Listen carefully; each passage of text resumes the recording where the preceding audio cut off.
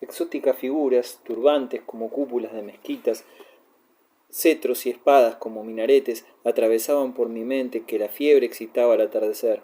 Yo había conocido a algunos de los señores italianos del Egeo, a los Cherini, a los Gozzardini, a los Somaripa, a los de Argenta, a estos mismos Giacomo IV Crispi, cuya estirpe había sucedido a la de los Sanudo en el feudo de Naxos, que gobernaban hacia 3 centurias. Los había visto en Roma, donde llamaban la atención, casi mitológicos, merced a sus archipiélagos poblados de fábulas y de viñas y de mármoles célebres. En Venecia, cuando el duque de Naxos descendía de su nave, cuando 4 nobles vestidos de escarlata lo escoltaban hasta la sala de las audiencias, precedidos por 6 trompeteros, y el duque se levantaba para estrecharlo en sus brazos, y lo sentaba al lado de su trono. Y el Mediterráneo medieval, heroico y poético, se perdían para todos las Cícladas a las que Teseo abandonó, en las que Teseo abandonó a Ariadna, en las que yacen los gigantes destrozados por Hércules, en las que nació Apolo, las posesiones del duque de Naxos, conde de Andros y de Paros, señor de Milo y de las islas, cuyo palacio, el castro histórico de Sanudo, se elevaba sobre la antigua Acrópolis. Se perdía Chipre, donde un advenedizo, un banquero portugués, amigo de visires, pretendía tal vez ceñir la corona del rey de los judíos, esa corona que, según narraban los viajeros, José Nací guardaba en su casa, en el Belvedere de Constantinopla, junto a un estandarte bordado con las armas de la dinastía de Lusignan, que había regido en Chipre durante 300 años. No, los libros sobre el arte actual y sobre el arte remoto no conseguían distraerme. A la inquietud que me causaban mis remordimientos sumábase la de saber a Horacio en peligro. Además sentía flotar a mi alrededor un espectro nuevo, más material que los que hasta entonces me habían acosado. Mis hijos cuchicheaban con el intendente de mis tierras, con los notarios, con los leguleyos, y meñaban la cabeza de desesperación. La ruina postergada se cernía sobre nosotros. La herencia de Julia, cuyos restos picoteaban mis vástagos en medio del desorden, no bastaba para contener el desastre. A Fabio Farnese se le ocurrió la idea peregrina de que un segundo casamiento mío sostendría el edificio crujiente, y aunque adiviné lo que tramaban, no me inmiscuí en sus conversaciones. Allá ellos, que procedieran como juzgaran mejor. Yo ya carecía de voluntad. Casarme al filo de los 60 años, abrumado, enfermo, bah.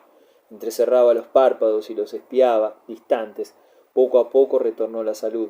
Segismundo me acompañaba. Mi padre había sido pintado por Lorenzo Lotto en el Políptico de Recanati bajo los rasgos de San Segismundo, realizando un retrato que nunca llegué a descifrar, y ahora, gracias a ese otro Segismundo, era como si mi padre anduviese junto a mí, en las cortas caminatas de los jardines, un padre bondadoso, comprensivo, con la mitad del rostro oculta por un lienzo oscuro, un padre a quien no conocí jamás.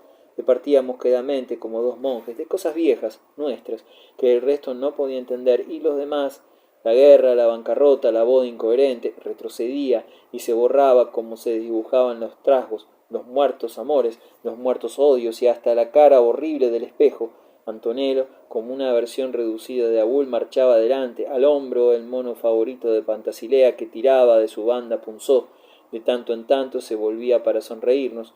No advertí que Segismundo se había confabulado por amistad con nuestra prima Violante, que si no se apartaba de mí era porque él también barruntaba, acaso incitado por el flamante espíritu hogareño de Pantasilea Orsini, que la presencia de una mujer rica a mi lado contribuiría no solo a enderezar mis tristes finanzas, sino a devolverme la paz corrompida. Fue él quien me transmitió por fin el fruto de las indicaciones de Fabio y de Violante, él quien se encargó de proponerme el nombre de la que sería duquesa de Bomarzo, salvadora del Sacro Bosque. Se llamaba Cleria Clementini. No se hubieran atrevido a formular la sugestión en distintas circunstancias. Se requería en verdad que yo estuviera muy quebrado, muy debilitado, y que mi roída hacienda mostrara su podredumbre para que osaran ir tan lejos. El origen de los Clementini, ¿a qué disimularlo si sería inútil? No podía ser más equívoco y oscuro, aunque se ufanaban de descender de los Clementini de Rimini, y ni siquiera eso era cierto, y de que su casa contaba con figuras relativamente prestigiosas como Pietro, condottiero de 1000 hombres a las órdenes de Bohemundo de Tarento, Giordano, que pasó a Oriente con Federico Barbarroja, y Juan, consejero de estado de Segismundo Pandolfo Malatesta, el Grande, y aunque se preciaban de que su patronímico derivaba de su parentesco con el Papa San Clemente, o con Clemente II, o tercero, lo mismo da. Y mi primo me enseñó medio en serio y medio en broma una genealogía loca que lo refrendaba. Esta última disparatada pretensión solo conseguía acentuar lo absurdo de sus aspiraciones. Lo que sí era cierto, en cambio, es que habían medrado enormemente, trabajando junto al banquero Mariano Chigi, padre de Agostino el Magnífico, a la sombra de los prósperos Chigi que habían acelerado la ruina de mi abuelo Franciotto de transacción en transacción. Los Clementini habían alcanzado un auge que se complicaba con negocios de múltiple laya. Esa misma penumbra protectora que facilitó su progreso material había relegado a los ancianos de la familia en un segundo plano oportuno, más vago que los condottieri de Rímini, defendido por fardos de mercaderías y por altas columnas numéricas, al que únicamente tenían acceso los negociantes y prestamistas de Génova, de Venecia, de Amberes y de Lisboa, lejos de los escenarios fastuosos en que los grandes señores se debatían contra la pobreza cuando la guerra no les brindaba la ocasión de rehacer sus economías. Cleria Clementini declaraba 47 años. Extrañamente seguía soltera. Se destacaba, según me dijo Violante, por su acendrada piedad y por su orgullo, que le obligó a rechazar las ofertas de matrimonios que se le presentaron, algunas no desdeñables, pues las jugaba inferiores a sus méritos. En realidad, si no había contraído nupcias es porque al comienzo, cuando aún no había recibido su fortuna huérfana entre sus tíos sagaces, pensó entrar en un monasterio, cosa que fue postergando, tentada quizás por otras perspectivas, acordes con los rasgos vanidosos que contemplaban su carácter, y porque los candidatos que surgieron en su camino resultaban mediocres para su presunción. El sustancioso caudal llegó a sus manos bastante tarde, luego de sucesivas muertes que le crearon la posición con la cual soñaba. Era indiscutiblemente opulenta. Violante la había conocido en Roma por la relación de esos comerciantes con Sabelli, su marido, y le había hablado de mí, de mi solitaria viudez, de Bomarzo. Contaba a mi prima que la mención, dejada caer a la ligera de una posible alianza, había encendido su imaginación. Duquesa de Bomarzo, ella, unida a una estirpe en la que abundaban los papas auténticos, los santos auténticos también, los beatos, los mártires, los cardenales, los arzobispos, los caballeros de San Juan, de Jerusalén, los templarios, cuanto podía seducir más a su afán devoto, y en la que ya estaba muy avanzada la áurea lista que daría 11 reinas Orsini a otros tantos tronos, y 12 Orsini casados con hijas de reyes y emperadores, lo cual halagaba, estremecía, deleitaba y encandilaba maravillosamente a su empinada soberbia. ¡Qué gloria! ¡Qué perspectiva de lograr por fin a los 47 años la suprema paz victoriosa que exigía su ánimo turbulento, solicitado contradictoriamente por los resplandores del cielo y de la tierra!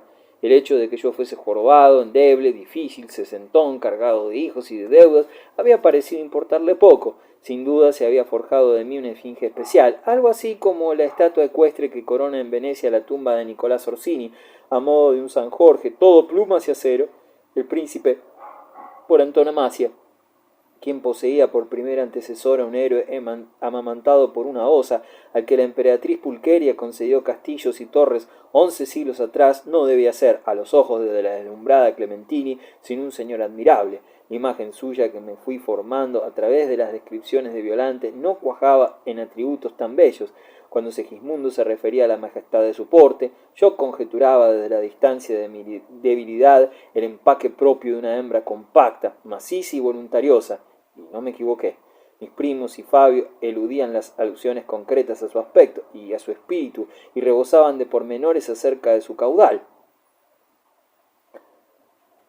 Sobre este tema sí se explayaban sin eufemismos. Cleria Clementini era rica, rica, rica. La nómina de sus propiedades se equiparaba con la de nuestros santos y nuestros reyes. Alabado sea Dios. Y cómo me persiguieron en el período indefenso de la convalecencia, cómo reiteraron las ventajas de una compañía serena, digna, la proximidad de alguien que conociese, que consciente de mi inmensa superioridad viviría en perpetua sumisión, y lo otro, el río Dorado, carecía de parientes, apenas unos vagos sobrinos, la ventaja de los linajes nuevos fincan que carecen de parientes. Yo los oía arrebujado, absorto, pero por ventura Segismundo Orsini no había casado con Pantasilea. Ay, recordaba que en la época en que se trató mi boda con Julia Farnese, algunos, y yo mismo, pensábamos que aquel enlace implicaba una fiera desproporción, y eso que lo Farnese. Y yo era joven entonces, y Bomarzo florecía. Ahora de mi juventud únicamente me quedaban los ojos y las manos, y de Bomarzo, el demonio había entrado en Bomarzo, que no me pertenecía ya, una mujerona rezadora, milagrera, ambiciosa, y tanto, tanto dinero, la oportunidad de ordenar el porvenir de mis hijos, quién sabe, de obtener un equilibrio último, de enmendarme, de descansar. Las nupcias fueron bendecidas en Bomarzo, 2 meses después por el cardenal Cristóforo Madruso, que había cedido la diócesis tridentina a su sobrino Ludovico y residía en Roma. Clelia no resultó con exactitud como preví. Situábase física e intelectualmente en la línea de Nencia, la que en la corte florentina se había apoderado de mi virtud. La situaba lo espeso y anquilosado de su cuerpo, el bozo evidente, la mirada inquisitiva de los ojos azules, la pasión con que consideraba cuanto atañía a los Orsini, cierta masculina eficacia. Me trató ceremoniosamente desde el primer instante y le devolví su actitud. Nos encontrábamos en las galerías, en el parque, en el templo, nos hacíamos unas profundas reverencias, y lo único que esperaba de mí era que le hablara de mis antepasados, que le refiriera alguna proeza, alguna singularidad, y que la fuera incorporando, como si ello fuese lógico, dentro del marco ilustre de nuestra casa. Tuve la sensación rara de desandar el camino del tiempo, de regresar al palacio de la Vía Larga, de ser una vez más el muchachito a quien la hembra fuerte veneraba, pero por todo lo que se acumulaba de siglos alrededor de él.